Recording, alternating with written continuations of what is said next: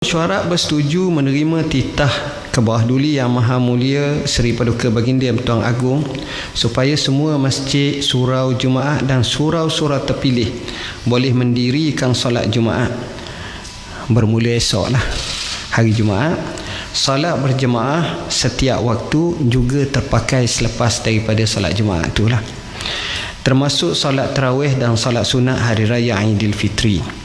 Lain-lain solat secara berjemaah di masjid, surau Jumaat dan surau-surau terpilih dalam tempoh PKPB boleh dilaksanakan secara berperingkat bermula selepas solat Jumaat pada 15 Mei 2020 Masihi berdasarkan cadangan Mesyuarat Jawatankuasa Muzakarah Khas Majlis Kebangsaan bagi Hal Ehwal Agama Islam Malaysia kali kelima. Mesyuarat memutuskan bahawa bilangan jemaah bagi solat Jumaat dan lain solat berjemaah adalah tidak kurang dari 3 orang dan tidak termasuk imam dan tidak melebihi 30 orang. Ini untuk wilayah Persekutuan. Keputusan ini adalah selaras dengan keputusan Mesyuarat Majlis Keselamatan Negara dan juga pertemuan YB Senator Menteri di Jabatan Perdana Menteri Hal Ehwal Agama dengan Yang Amat Berhormat Perdana Menteri pada 12 Mei dalam Mesyuarat 2020. Pihak masjid, surau Jumaat dan surau-surau terpilih di wilayah Persekutuan perlu memastikan adanya kawalan daripada pihak berkuasa seperti polis dan pihak berkuasa agama negeri untuk mengawal keadaan. Ini termasuklah. Saya telah berhubung dengan Ketua Polis Negara berhubung hal ini dan beliau bersetuju untuk memberi kerjasama yang penuh. Ahli Jawatankuasa Masjid, surau Jumaat dan surau-surau terpilih perlu memastikan SOP Majlis Keselamatan Negara MKN dan Kementerian Kesihatan Malaysia dipatuhi sepenuhnya.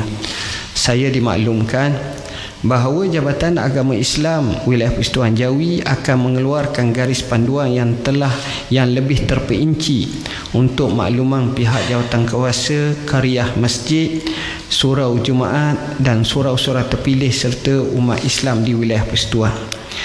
Berhubungan dengan bilangan jemaah, ia adalah tertakluk kepada keputusan pihak berkuasa agama negeri masing-masing setelah mendapat nasihat daripada Kementerian Kesihatan Malaysia dan Majlis Keselamatan Negara.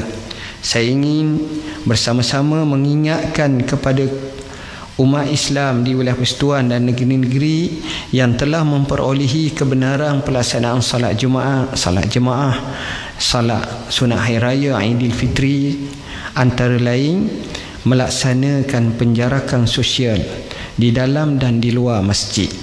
Jarak antara ahli jemaah adalah sejauh 1 meter antara satu sama lain dan jemaah wajib memakai pelitup muka. Cara masuk dan keluar masjid mesti mengikut giliran dengan beratur serta menjaga penjarakan yang terkawal.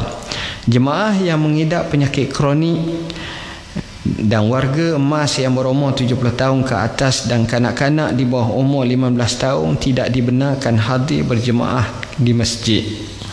Semua ahli jemaah yang hadir hendaklah mengambil wuduk di rumah dan membawa sejadah masing-masing sebelum hadir ke masjid. Jemaah dipastikan terus bersurai dalam keadaan tenang. Tiada perkumpulan dibenarkan selesai salat Jumaat sama ada di dalam atau di luar masjid.